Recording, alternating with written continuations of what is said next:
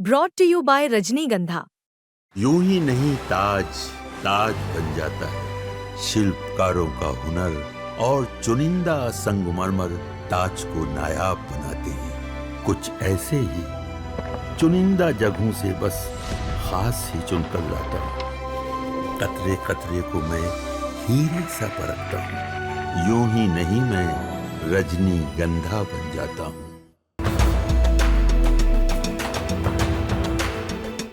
Reel भी बनाया उन्होंने।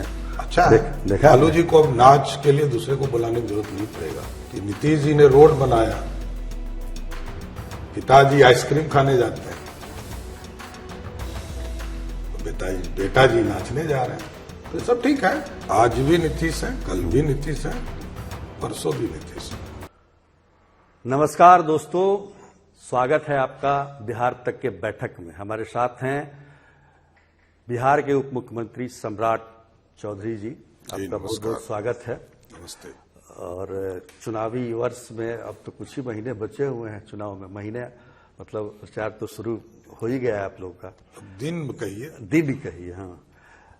लेकिन इससे पहले आप जा रहे हैं जीएसटी काउंसिल की बैठक में, तो क्या उम्मीद करे जनता? जीएसटी इस काउंसिल की इस बैठक में क्या फायदा होगा? जनता को कुछ लाभ होगा इसका? देखिए, अगले 2 दिन 3 सितंबर और 4 सितंबर इतिहास के पन्ने में सबसे बड़ा रिफॉर्म्स होगा। और आदरणीय नरेंद्र मोदी जी ने लाल किले से जनता को स्पष्ट तौर पर संदेश दिया कि स्वदेशी अभियान और देश में बनने वाले चीजों का उपयोग करें। इसलिए जीएसटी में भी बड़े रिफॉर्म्स की तैयारी है। और हम लोगों ने भी जो रिपोर्ट जमा किया है उसके आधार पर यह मैं बता सकता हूं कि जीएसटी काउंसिल यदि उस पर मोहर लगाती है तो इस देश में एक तरह से रेवेन्यू के सेक्टर में, जीएसटी के सेक्टर में और धन संग्रह जो देश में किए जाते हैं उसका एक सबसे बड़ा रिफॉर्म 2016 के बाद का होगा। क्योंकि 2017 से इस देश में जीएसटी लागू हुआ और जीएसटी लागू होने के बाद इतनी बड़ी राहत केंद्र सरकार देने जा रही है, ये अपने आप में एक बड़ा ऐतिहासिक दिन। आम जनता को लाभ होगा ना इससे? पूरा फूड सेक्टर में, खाना के सेक्टर में, कृषि के सेक्टर में, टेक्सटाइल के सेक्टर में एकदम व्यापक आपको राहत मिलने वाला है। अब आते हैं फिर चुनाव की तरफ। राहुल गांधी ने 16 दिनों की यात्रा की बिहार में। पहली बार इतने दिनों तक राहुल गांधी बिहार में रहे और वोटर अधिकार यात्रा एसआईआर के तहत उन्होंने की। बीजेपी की टेंशन बढ़ी है क्या इससे? देखिए, अत्यंत दुर्भाग्यपूर्ण है कि राहुल गांधी जी और लालू जी का परिवार जिस तरह उनके मंचों से आदरणीय प्रधानमंत्री जी के मां को गाली दिया गया, ये चिंता का विषय है। इतनी राजनीतिक गिरावट, ये लोकतंत्र के लिए शर्मसार करने वाला घटना है। और राहुल गांधी जी का ये बयान कि बिहार में मजा आ रहा है, उस पर भी और नमक छिड़ने जैसा है। उनको तो माफी मांगना चाहिए था। लोकतंत्र को बचाने की बात करते हैं, बाबा साहब अंबेडकर की किताब लेके चलते हैं, पढ़ते ही नहीं उसको पढ़ना भी तो पड़ेगा। लोकतंत्र में क्या चीजें कही जा रही है इसको समझना पड़ेगा। और राहुल गांधी जी यात्रा जो बिहार में उन्होंने किया, गाली गलौज यात्रा, तो आप देखिएगा, रोड मोदी जी और नीतीश जी ने बनाया, बिजली मोदी जी और नीतीश जी ने पहुंचाया, लोकतंत्र इसी बिहार की जनता ने लोकतंत्र बनाया है। पहला लोकतंत्र भी देने वाला है और कांग्रेस मुक्त भारत बनाने वाला भी यही बिहार है, जहां जेपी आंदोलन होते थे। और जेपी आंदोलन नहीं हुआ होता तो इंदिरा गांधी का तानाशाही इस देश कोई टेंशन में नहीं है ना आप लोग? काहे कि बीजेपी बैठक भी चल रही है दिल्ली में तुरंत बाद राहुल गांधी जी जितने आएंगे उतने वोट भारतीय जनता पार्टी और एनडीए का बढ़ता रहेगा। चलिए, लेकिन अब तक जो बिहार में चुनाव होता रहा है, 2 आमने सामने महागठबंधन हो चाहे एनडीए हो, आमने सामने हुआ करते थे, लेकिन इस बार एक तीसरा एंगल भी है प्रशांत किशोर का। कि लड़ाई आज भी लालूवाद और नीतीश और मोदीवाद का है। कुकुर मुत्ते की तरह पार्टियां आती है और चली जाती है, और इतिहास को एक दिन से मैं नहीं देख रहा हूं, 1995 से चुनाव देख रहा हूं, और आप भी लगभग उसी समय से पूरे बिहार की राजनीति को देख रहे हैं। आते हैं सौदागर, आएंगे जाएंगे, कोई फर्क नहीं पड़ेगा। लेकिन मैंने कहा सौदागर आएंगे जाएंगे, मतलब सौदागर हैं प्रशांत किशोर। मैं किसी का मैंने नाम तो नहीं लिया, मैंने कहा सौदागर आएंगे, कोई व्यापारी आएंगे। हाँ। जनता को भरोसा होना चाहिए कि चुनाव के बाद भी आप रहेंगे ना। चुनाव के पहले कितने दिनों पहले तो देखिए, लोकतंत्र है, जिस पार्टी में अपना कोई नेतृत्व नहीं हो, और मोदी जी और नीतीश जी की जोड़ी जो बिहार के लिए काम करते रही, लालू जी का रजकता रहा, लेकिन 15-20% वोट उनके पास आया। ज्यादा मैं लालू जी को मानता हूं, नहीं ज्यादा तो नहीं मानता हूं, इसलिए कि मैं चिंता हूं उनको अच्छी से। अच्छा, वोट दिलवा नहीं सकते, वो ठीक है, वो सेंटीमेंट पैदा करते हैं, हमको जेल भेज के देखो। वो पहले नेता है, जिस पार्टी का राष्ट्रीय अध्यक्ष थे उसी पार्टी ने उनको जेल में डाल दिया। उसी पार्टी का, जनता दल का ही राष्ट्रीय अध्यक्ष थे, उन्हीं के प्रधानमंत्री ने उनको जेल में ठूस दिया। देवगौड़ा जी ने कौन किया, ये तो आप भी जानते हैं। और वो पहले नेता हैं जिनको अपने ही सरकार में जेल भी जाना पड़ा, चार्जशीट भी होना पड़ा। तो लालू जी कोई सीरियस आइटम बिहार के लिए नहीं है। हाँ, वोट है। तेजस्वी यादव उनके प्रतिनिधि हैं, उससे ज्यादा बड़ा रोल कुछ नहीं। अरे अभी तो उनका बड़ा वीडियो भी, मतलब रील भी बनाया उन्होंने।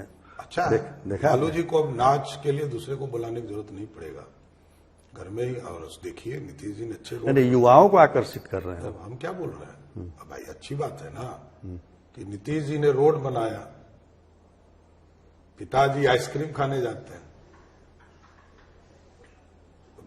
बेटा जी नाचने जा रहे हैं, तो सब ठीक है, ये लोकतंत्र है, सब कुछ जायज है।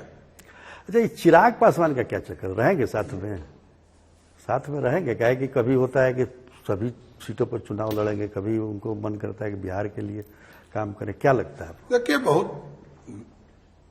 बिहार के लिए काम वो पिछले 11 वर्षों से कर रहे हैं। चिराग पासवान बिहार में रह के कर रहे नहीं कर रहे हैं, एमपी है तो बिहार में ही है, बिहार के प्रतिनिधित्व कर रहे हैं, तो बिहार के लिए काम कर रहे हैं। रहेंगे मतलब? क्यों नहीं, एनडीए है, उनकी सहमति से बिहार में गठबंधन होगा, गठबंधन के बाद लोग लड़ेंगे, आगे बढ़ेगा बिहार। अच्छा, नीतीश कुमार के नेतृत्व में चुनाव हो रहा है, एनडीए चुनाव यहाँ पर उन्हीं के चेहरे पर लड़ रहा है। चुनाव बाद क्या वही मुख्यमंत्री रहेंगे, बनेंगे? आज भी नीतीश है, कल भी नीतीश है, परसों भी नीतीश है। नहीं, मतलब लोग बोलते हैं ना कि महाराष्ट्र में जैसा हो गया, हो सकता है देखिए, बिहार की राजनीति नीतीश कुमार जी के विजन और नीतीश कुमार के विकास मॉडल पर बीजेपी और जेडीयू का समझौता है। नीतीश कुमार जी के साथ पूर्ण रूप से खड़ा है।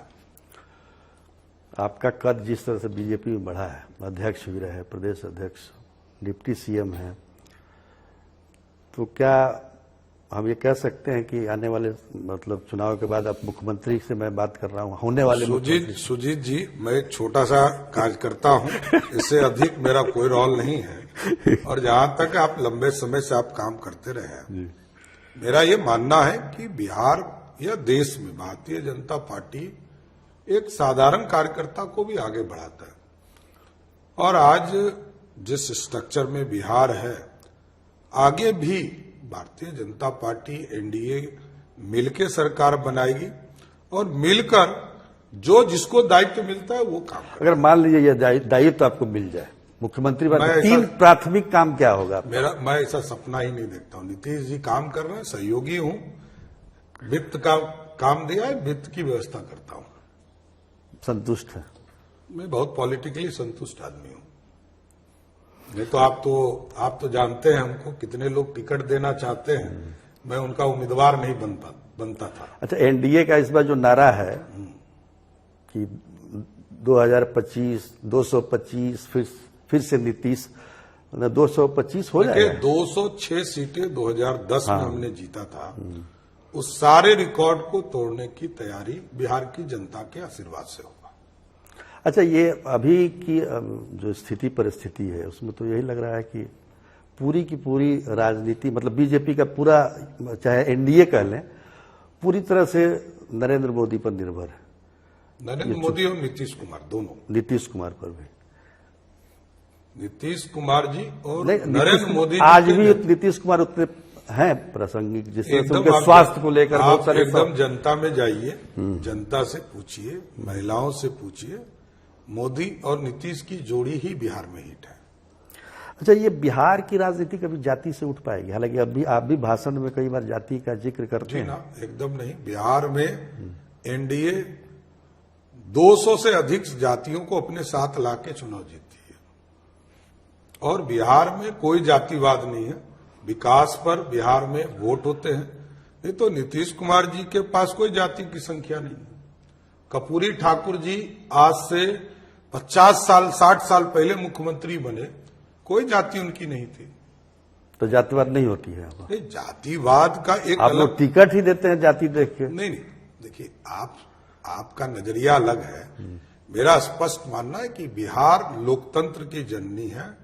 यहाँ जयप्रकाश नेता हुए, उनकी आबादी क्या था? राहुल गांधी जी अभी आए थे। नहीं, राहुल गांधी नहीं, राहुल गांधी जी आए थे, उन्होंने जाति देखकर पत्रकारों को इंटरव्यू दिया। देखिए, राहुल गांधी जी को पता ही नहीं है बेचारे को राजनीति क्या होता है, खो नहीं पता है, तो उसमें क्या कीजिएगा।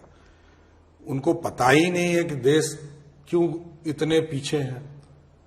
उनको बताना चाहिए कि मेरी माताजी 10 साल सुपर पावर रही, मेरे पिताजी 5 साल प्राइम मिनिस्टर ऑफ इंडिया रहे, मेरी दादी 13 साल प्रधानमंत्री रही, मेरी दादी के पिताजी 17 साल तक प्रधानमंत्री रहे, और उसके बाद भी कहते हैं कि इसके लिए दोषी आज की सरकार है। मंडल कमीशन लागू नहीं हुआ तो उन्होंने कहा कि आज ओबीसी वर्ग के 5 लोग ही मात्र सेक्रेटरी हैं। तो भाई, सब पाप तो आप ही के परिवार ने किया।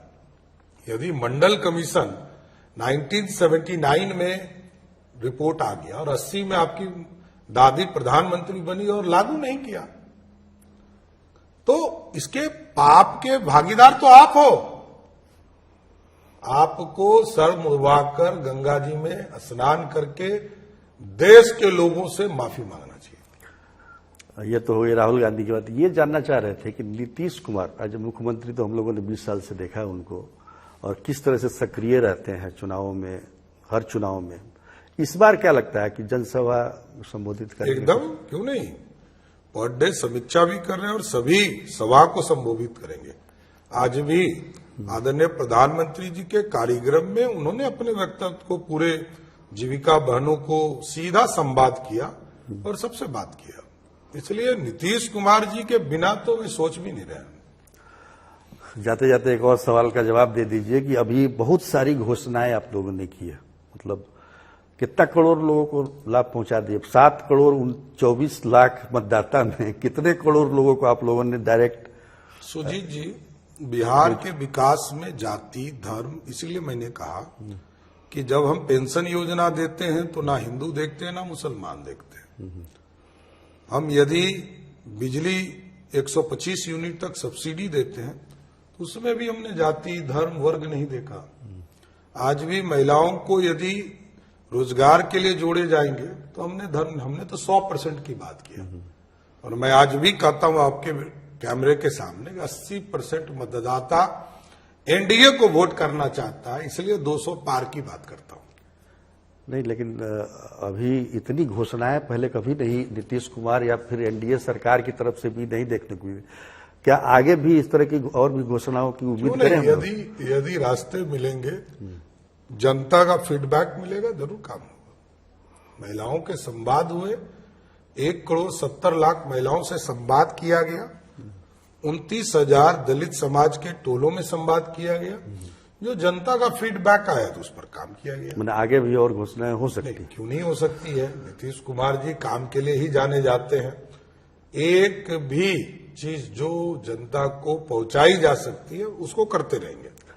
अच्छा, अभी आपके जो एलाइज पार्टियां हैं मतलब एनडीए में सीट के बंटवारे को लेकर कोई अभी चर्चा हुई है कि नहीं हुई, या होगी तो नहीं, कब? सभी राष्ट्रीय नेता बैठेंगे, अभी बैठे नहीं है। बीजेपी के तरफ से बैठना हो, हमारे जेडीयू के तरफ से, या लोजपा, हम पार्टी और उपेंद्र कुशवाहा जी की पार्टी, सब लोग बैठेंगे एक साथ और सीटें फाइनल हो जाएगी। ये कब तक होगी? कोई जल्द हो जाएगी। चुनाव की घोषणा तो होने दीजिए। चुनाव की घोषणा कब होगी? अभी तो 30 तारीख तक तो अभी वोटर लिस्ट ही आना है। हाँ हाँ, तो 30 तारीख को जब वोटर लिस्ट आ जाएगा तो चुनाव की घोषणा जब होगी तो चुनाव लड़ लेंगे हम लोग। फर्स्ट वीक माना जाए तो अक्टूबर। जनता को तय करना और इलेक्शन कमीशन को तय करना। जनता वोट देगी तो जीतेंगे और इलेक्शन क्या कमीशन जीतने में अभी शंका कहाँ है? आप 225 बोल रहे हमने हैं। कहा जनता का ही आशीर्वाद होता है। हाँ, ये राजतंत्र तो है नहीं। लालू जी कहते थे रानी के पेट से राजा पैदा नहीं होगा। रानी भी लाए और राजकुमार भी लाए। अब तो दुर्भाग्य है लोकतंत्र के लिए। चलिए, बहुत बहुत धन्यवाद। धन्यवाद। आप जुड़े हमसे और